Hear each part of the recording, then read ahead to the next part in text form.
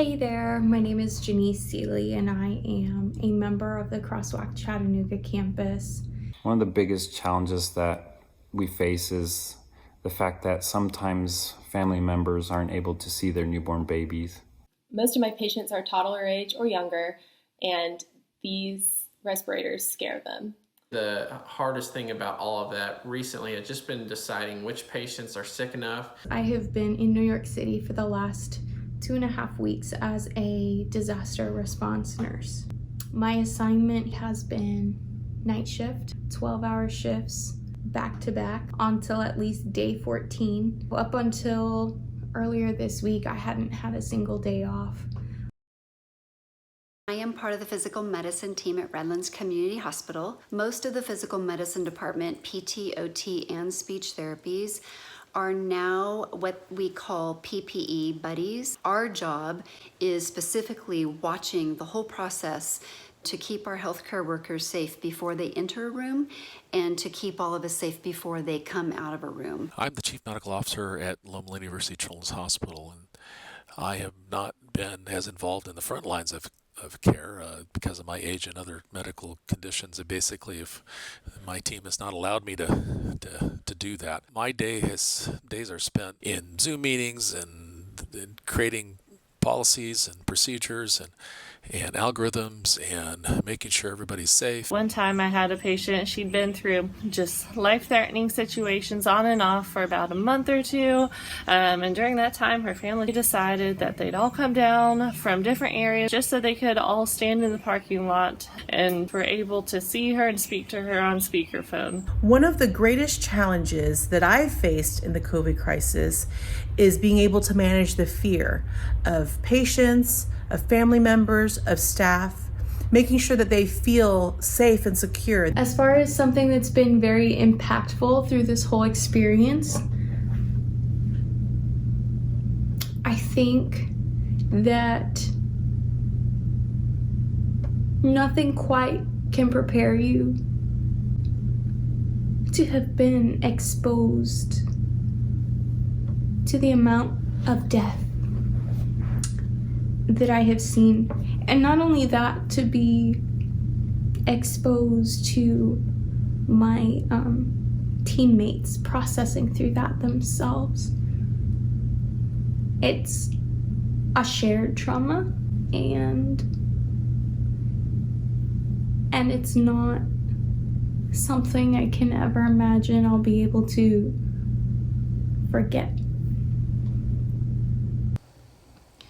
And as an ICU nurse, I have the opportunity and the privilege to be a part of this transition to end-of-life care sometimes with families and with patients, and it's never an easy thing.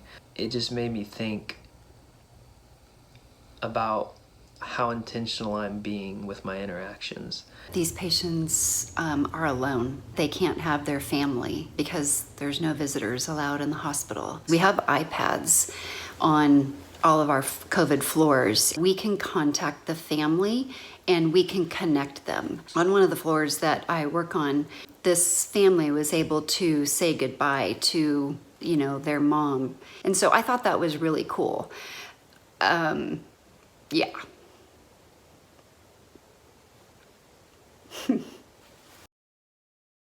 So my hospital is one of the COVID designated hospitals in the Los Angeles area. I just will never forget how I felt as this was about a month ago when COVID patients were really new and we hadn't had any on our unit ever.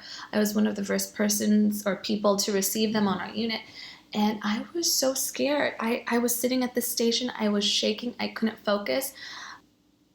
The fear, the real fear, it's like I felt like I was going into a battle for the first time. Like I had to suit up and go in this room when this patient pulled up. And one of our coworkers, a patient coded, or the patient was heart stopped.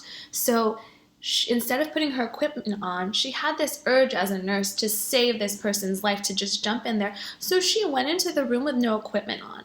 And then she got COVID because of that.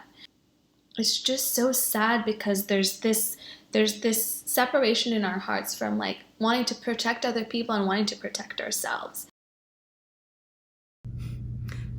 with all of that being said, there is still reason to be hopeful.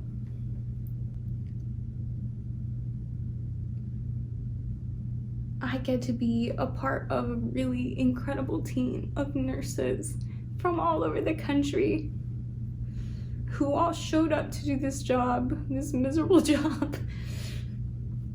And we can still find reasons to laugh and to experience joy despite all the pain and just the discomfort we're going through and the loss that we're having to experience when we can't save a patient. Throughout these struggles, there have been a lot of sources of hope, and the friendship from outside sources and the thank yous have been so inspiring and so hopeful and have given us a lot to look forward to and a lot to keep us going through this difficult time. What has kept me hopeful is the following Bible verse, 2 Kings 6:17. And Elisha prayed, "Open his eyes, Lord, so that he may see." Then the Lord opened the servant's eyes, and he looked and saw the hills full of horses and chariots of fire all around Elisha. I firmly believe he has us surrounded, and he will see us through. What keeps me hopeful is knowing that God is with us, guiding us, giving us wisdom. I know I've leaned on him for lots of extra strength and support. I just pray for everyone who has been affected and who will be affected. Continue praying for us as we see these people and take care of them. I'm so thankful to be a part of this church, to rely on, to have that hope that keeps being brought to us. Not all is lost, and God is still in this. If we can still find community and joy despite everything.